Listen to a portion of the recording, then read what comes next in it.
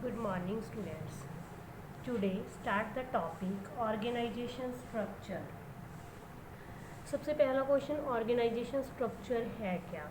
This topic is most important. हर बार final में इससे रिलेटेड क्वेश्चन पूछ ही लिया जाता है. First one question, what is organization structure.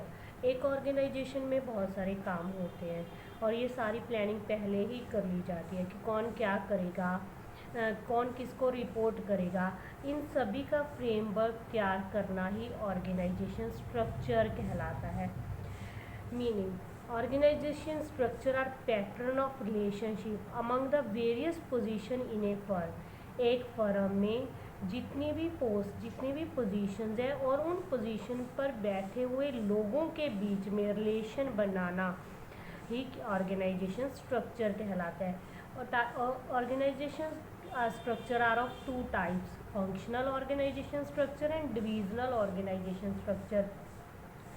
What is functional organization structure?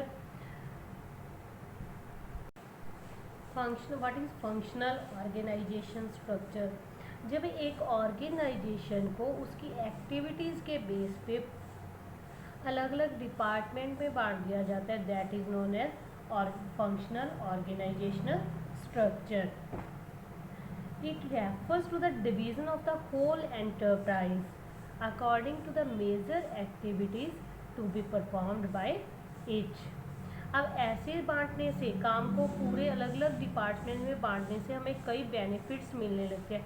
हमें स्पेशलाइजेशन का बेनिफिट मिलने लगता है क्योंकि होल कंपनी को अलग अलग उसकी बेसिस मेजर एक्टिविटीज़ के बेस पे अलग अलग डिपार्टमेंट में बांटा जाता है और हर एक डिपार्टमेंट एक एक्सपर्ट मैनेजर को दिया जाता है जिससे काम पहले से अच्छा और एफिशिएंसी के साथ होने लगता है, जिससे हमें बेनिफिट ऑफ स्पेशलाइजेशन मिलने लगता है. जब हमें स्पेशल एक एक्सपर्ट को काम दिया तो कोऑर्डिनेशन इस्टेब्लिश हो जाता है.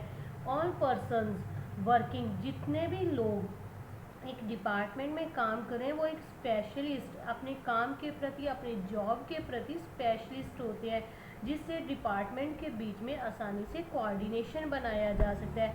अभी हमने बात की स्टूडेंट्स कि काम को हर एक पर्सन मैनेजर अपने काम में एक्सपर्ट होता है. ओबियस है उससे हमारी मैनेजरियल एफिशिएंसी इंक्रीज होगी. कैसे?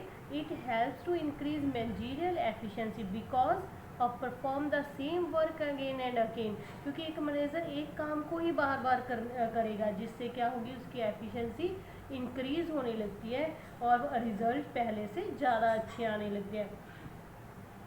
Minimum duplication of efforts. अब किसी भी काम की दोहराई बार बार नहीं किया जाएगा. जैसे किसी एक डिपार्टमेंट को हमने फाइनेंस का काम सौंप दिया तो ऑब्वियस है किसी और डिपार्टमेंट को ये काम नहीं दिया जाएगा. Equal weightage to all function. काम चाहे कोई भी हो, सभी का इक्वल वेटेज दिया जाता है, सभी को एक जैसा ही. To ensure function active equal weightage. Limitations, लेकिन एडवांटेज के साथ साथ इसकी फंक्शनल ऑर्गेनाइजेशन की कुछ लिमिटेशंस भी है. Ignorance of organizational objective. अभी हमने बात की कि पूरी ऑर्गेनाइजेशन को एक्टिविटीज़ के बेस पे अलग अलग डिपार्टमेंट पे बांट दिया जाता है, तो हर एक डिपार्टमेंट अपना ऑब्जेक्टिव अचीव करने में लग जाता है, जिससे क्या होता है वो मेन ऑब्जेक्टिव को भूल जाते हैं, यानी कि ऑर्गेनाइजेशन के ऑब्जेक्टिव को भुला दिया जाता है, जिससे फर्म को प्रॉफिट की बजाय लॉस होने लगते हैं. Difficulty in inter department coordination. अलग अलग डिपार्टमेंट्स में कोऑर्डिनेशन बनाना कई बार मुश्किल हो जाता है क्योंकि हर एक डिपार्टमेंट का हेड अपनी इच्छा के अनुसार काम करना शुरू कर देता है, जिससे कोऑर्डिनेशन बनाने में डिफ़िकल्टी आती है. Conflict of interest. हर एक कन्फ्लिक्ट मीन्स झगड़े वगैरह. हर एक department head wants to become a functional empire. अपने आप को पूरा उस काम का एम्पायर, पूरे काम का अपने आप को हेड समझने लगता है. टू सेटिस्फाई, अपनी ईगो को सेटिस्फाई करने के लिए हर एक डिपार्टमेंट ज़्यादा से ज़्यादा रिसोर्सेज की डिमांड करने लगता है.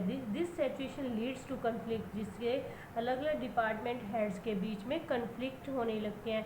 Hurdle in complete development. Hurdle रुकावट, ऑर्गेनाइजेशन की कंप्लीट डेवलपमेंट में रुकावट आने लगती है, बिकॉज ईच एम्प्लॉय स्पेशलाइज और in smart part of the whole job, अपनी जॉब के एक छोटे से हिस्से का स्पेशलिस्ट होता है, जिसकी वजह से ऑर्गेनाइजेशन की कंप्लीट डेवलपमेंट में रुकावट बनने लगती है। लेकिन जो फंक्शनल ऑर्गेनाइजेशन है ये कहाँ पे सूटेबल है, किन सिचुएशन में या किन ऑर्गेनाइजेशन में इसको सूटेबल रहता है। यहाँ पे बिजनेस का साइज बहुत बड़ा हो, वहाँ पर फंक्शनल ऑर्गेनाइजेशन सूटेबल है। यहाँ पर स्पेशलाइजेशन की ज़रूरत हो, वेयर डिसेंट्रलाइजेशन ऑफ अथॉरिटी, यहाँ पर अधिकारों का डिसेंट्रलाइज करने की ज़रूरत हो, where there is no only one product that is sold, यहाँ पर एक ही प्रोडक्ट बनाया जाता है और एक ही तरह का प्रोडक्ट सेल किया जाता है, वहाँ पर functional organization structure is suitable. ये था हमारा आज का topic. Please read this topic from book on page number 134 and 135. Okay, thank you.